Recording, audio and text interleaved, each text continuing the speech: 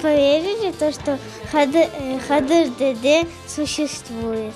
Он был про людей, которые жили раньше, про бедных и богатых. И когда им еще помогал Хадыр Деде. Мне фильм очень понравился. И мне. Это про татаров фильм. Очень хороший.